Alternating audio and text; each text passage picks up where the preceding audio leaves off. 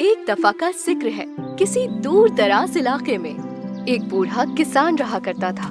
उसने अपने दोनों बेटों को अपने पास बुलाया और कहा, मेरे प्यारे बच्चों, मैं अब बहुत बूढ़ा हो चुका हूँ। मैं ये चाहता हूँ कि तुम लोग अब एक खुशहाल घराना बनाओ जिसमें अपनी बीवियों के साथ रहो।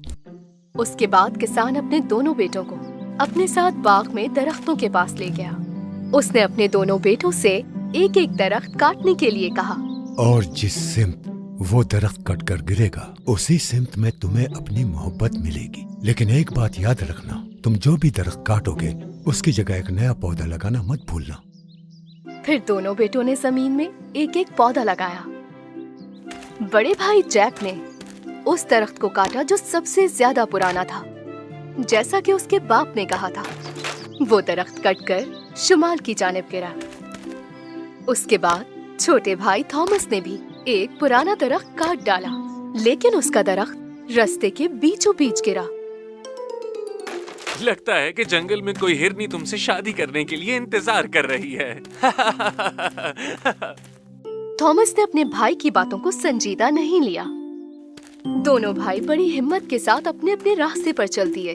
कुछ देर बाद जैक को अपनी सच्ची मोहब्बत मिल गई और वो भी शुमाल की जानिब। उसने उसे फूल पेश किए और शादी की पेशकश की।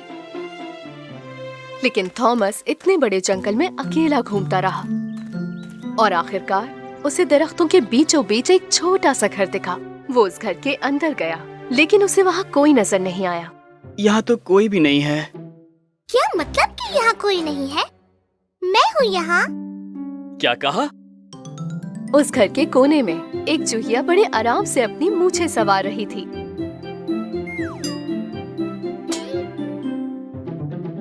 तुम काफी मायूस लग रहे हो।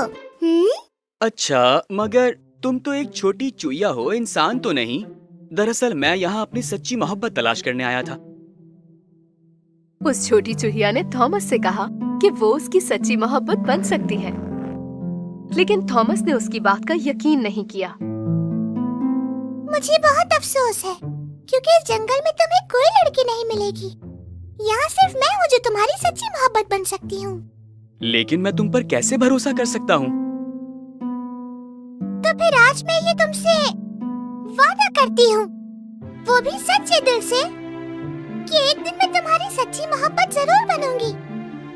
थॉमस उसकी बातों से बहुत मुतासिर हुआ और कहीं न कहीं यकीन करने लगा कि वो ही उसकी सच्ची मोहब्बत है। उस शाम उन दोनों भाइयों ने जाकर अपने बाप को सब कुछ बताया कि उन्हें उनकी सच्ची मोहब्बत मिल गई है। बताओ मुझे, जिनसे तुम मिले हो वो खाना बना सकती हैं? जी हाँ, वो खाना बना सकती है। तो फिर मैं चाहता हूँ उन दोनों से कहो कि वो मेरे लिए एक ब्रेड बनाए। उसके बाद थॉमस उसी घर में गया जो उसे जंगल के बीच मिला था, ये सोचते हुए कि क्या वो चूहिया ब्रेड बना सकेगी। उसने फौरन उस चूहिया से पूछा कि क्या वो ब्रेड बना सकती है। हाँ, मैं बना सकती हूँ, इंतजार करो। फिर चूहिया ने एक चांदी की घंटी बजाना शुरू की, जिसे सुन के बहुत से चूहे उसके पास आ गए। उसने उन सब से कहा कि इस इलाके की सबसे अच्छी गंदम चुन कर लेकर आओ। थॉमस उन्हें बहुत हैरानी से देख रहा था और इसी दौरान एक चूहा गंदम का दाना लेकर आया। छोटी चूहिया ने उस गंदम के दाने से बहुत अच्छी ब्रेड बनाई। थॉमस ने उसका शुक्रिया अदा किया और फौरन घर की तरफ रवाना हो गया। बड़ा भाई जैक अपने बाप के लिए जौ की ब्रेड लेकर आया, जबकि थॉमस ताज़ा गंदम की ब्रेड लाया। तुम दोनों ही की ब्रेड बहुत अच्छी है, लेकिन थॉमस जो ब्रेड बनवा कर लाया है वो मुझे ज्यादा ताज़ा लगी है। बताओ थॉमस, क्या तुम्हारी सच्ची मोहब्बत इस जंगल की शहजादी है? किसान ने अपने बेटों से कहा कि अब उनकी सच्ची मोहब्बत से मिलने का वक्त आ चुका है। थॉमस बहुत खुशी खुशी उस छोटी चूहिया के घर चला गया। उस चूहिया ने अपना बेहतरीन लिबास पहनकर चांदी की घंटी फिर से बजाई और फौरन एक खूबसूरत सी बग्गी वहाँ पहुँच गई। छोटी चूहिया जल्दी से उस बग्गी में सवार हो गई और थॉमस के साथ चल पड़ी। जब वो वापस जा रहे थे तो रास्ते में एक पथरीला पुल आया जो दरिया के ऊपर बना हुआ था। बग्गी चलाने वाला चूहा रास्ते में आने वाला पत्थर नहीं देख सका, जिसकी वजह से बग्गी उस पत्थर से टकराकर चूहिया समेत उस दरिया में जा गिरी। अरे नहीं, ये क्या हो गया? मेरी सच्ची मोहब्बत, अब मैं आखिर क्या करूंगा? थॉमस वहीं बैठकर रोने लगा और उसके आंसू उस पुल के नीचे बहते दरिया में जा गिरे। फिर अचानक एक खूबसूरत सी लड़की उसके सामने आ गई। उसके बालों का रंग चांदी जैसा था और आंखें नीली थीं। थॉमस, कोई बात नहीं, जल्दी चलो, कहीं देर ना हो जाए। क्या? ये कैसे? तुम वही हो? हाँ थॉमस, ये मैं ही हूँ, तुम्हारी मोहब्बत। मुझ पर बहुत लंबे अरसे से किसी ने जादू किया हुआ था। अगर तुम्हारे आंसू इस दरिया के पानी में न गिरते तो मैं अपनी बाकी की जिंदगी भी चूहिया बन के गुजारती। तुम्हारी मोहब्बत की वजह से मैं फिर से एक प्रिंसेस बन चुकी हूँ। थॉमस और उसकी खूबसूरत प्रिंसेस आखिरकार थॉमस के घर पहुंच गए। थॉमस मेरे प्यारे बेटे, मुझे बहुत खुशी है कि तुमने मुझे इतनी प्यारी शहजादी से मिलवाया। कहानी का खुलासा ये है कि थॉमस की किस्मत का दारोमदार उस दरख्त के गिरने पर नहीं था, बल्कि इस बात पे था कि वो हर किस्म के जानवरों और इंसानों के साथ रहमदिली से पेश आता था। उस दिन के बाद से थॉमस और उसकी खूबसूरत प्रिंसेस, जो कि एक चूहिया बन चुकी थी, हमेशा खुशी खुशी साथ जिंदगी गुजारने लगे।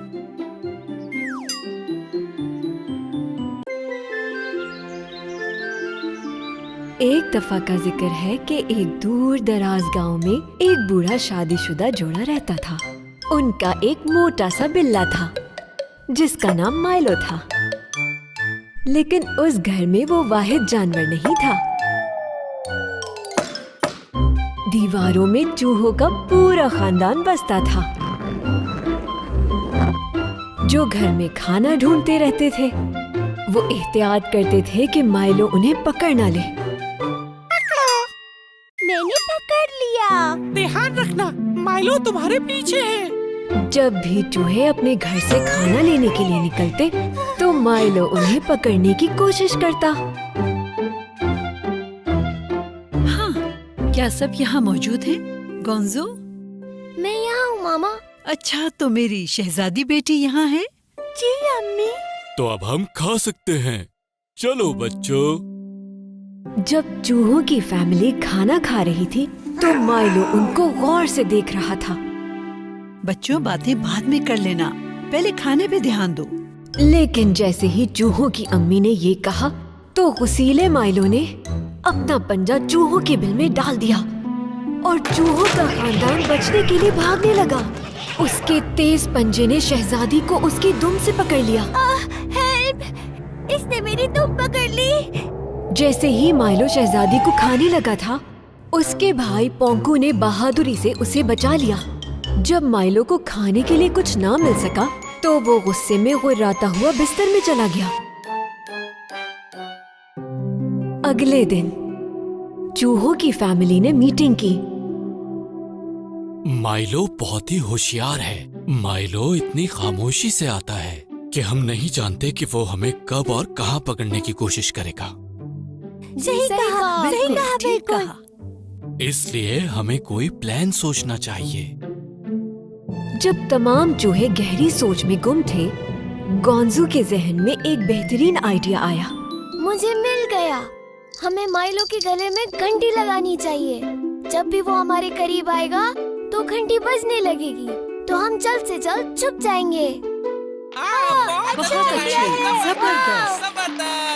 मुझे भी तुम्हारा आइडिया बहुत पसंद आया गोंजू। लेकिन ये बताओ, तुम में से कौन इतना बहादुर है जो बिल्ली के गले में घंटी बांधे? मैं नहीं कर सकता। मैं ये कभी नहीं कर सकता। कोई मसला नहीं, मैं करूँगा ये। गोंजू, इस काम में तो बहुत खतरा है। मेरे पास एक प्लान है।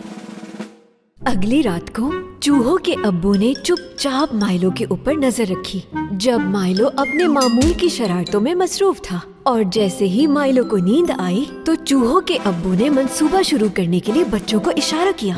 सबसे पहले एक चूहे ने देगची का ढक्कन बंद किया जो कि चूल्हे पे थी, ताकि माइलो खाने की खुशबू से नींद से जाग न जाए। उसके बाद दूसरे दो चूहों ने मिलकर बिल्ली के दोनों कानों में रुई डाल दी, ताकि माइलो कॉलर पे लगी घंटी की आवाज से जाग ना जाए। और फिर अब्बू, अम्मी और बहन भाइयों ने एहतियात के साथ गोंजू को धागे से पकड़ा और आराम से माइलो के सर की तरफ उसे नीचे कर दिया और गोंजू ने ध्यान से घंटी माइलो की गर्दन में डाल दी और माइलो को पता ही न चल सका। जब प्लान मुकम्मल हो गया तो चूहों का खानदान अपने घर में वापस चला गया और उस दिन के बाद से जब भी घर के किसी भी कोने में माइलो उनका शिकार करने की कोशिश करता तो चूहों को घंटी की आवाज आ जाती और वो आसानी से माइलो से बच जाते। मेरा प्लान तो वाकई में बहुत अच्छा था।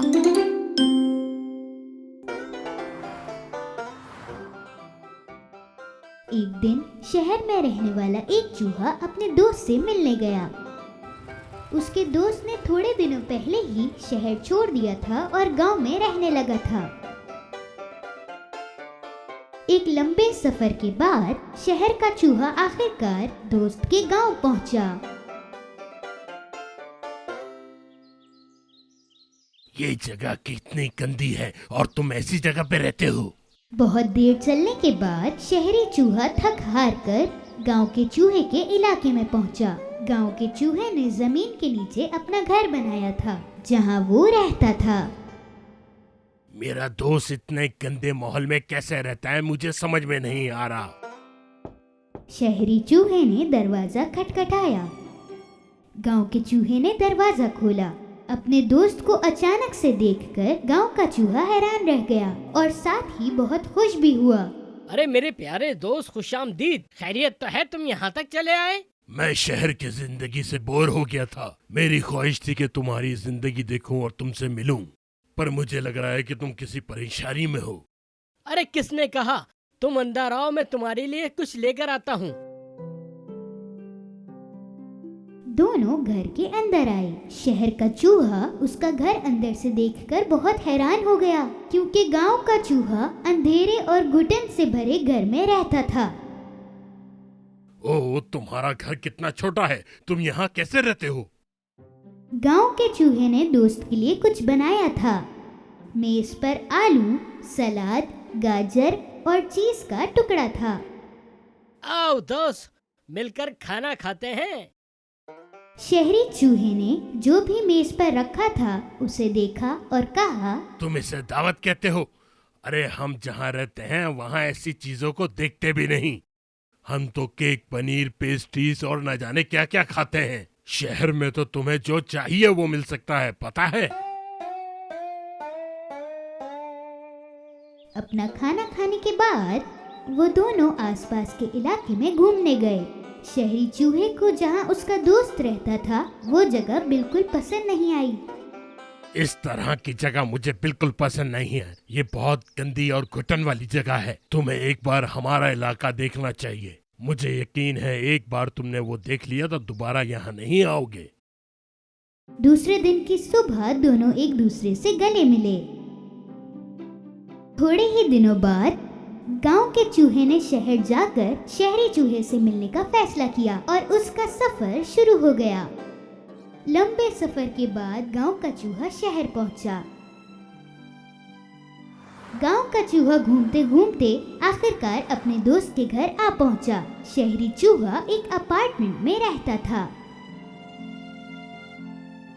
दोस्त का घर देखकर गांव का चूहा बहुत हैरान हो गया।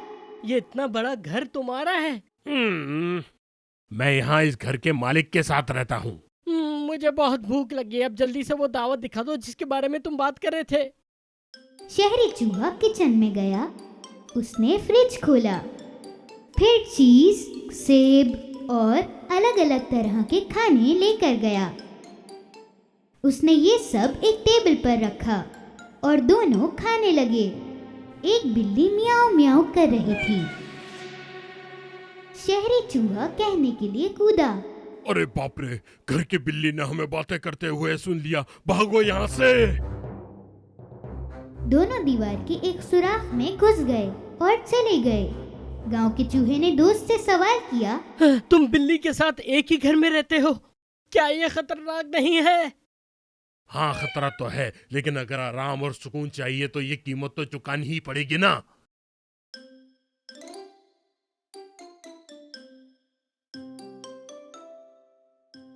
देर बाद बिल्ली किचन से चली गई।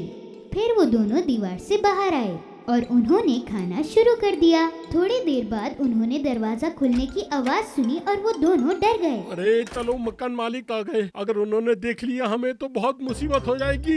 चूहा दोबारा दीवार के सुराख के अंदर चला गया और गांव के चूहे ने अपने दोस्त से सवाल किया, इस बार हम लोग पता नहीं क्यों भाग रहे हैं। क्या मालिक मकान को पता नहीं कि तुम यहाँ रहते हो? अरे पागल, वो नहीं जानते। ये तो बहुत खतरे वाली बात है। तुम इस तरह के घर में कैसे रहते हो? ठीक है, जैसा भी है, मैं इसमें बहुत खुश हूँ। देखो, जब मैं चाहूँ कुछ भी खा सकता हूँ। अब कोई खतरा नहीं। चलो खाना खाते हैं। गांव का चूहा बिल से बाहर आया, पर वो जैसे ही बाहर निकला दरवाजे की तरफ गया और शिकायत करने लगा। नहीं भाई, शुक्रिया, अब मेरी भूख मर चुकी है। मेरे लिए इतना डरना बहुत है। मैं जा रहा हूँ। कहाँ जा रहे हो? मैं अपने घर जा रहा हूँ। मैं अमीर नहीं हूँ, ठीक है, पर मैं अपनी आजादी के साथ सुकून से रहता हूँ। हर वक्त डर डर के जीने से अच्छा है मैं अपने घर में सुकून से रहूं। और इसी वजह से गांव का चूहा अपने घर वापस आ गया और सुकून से रहने लगा और वो भी कभी दोबारा शहर नहीं गया।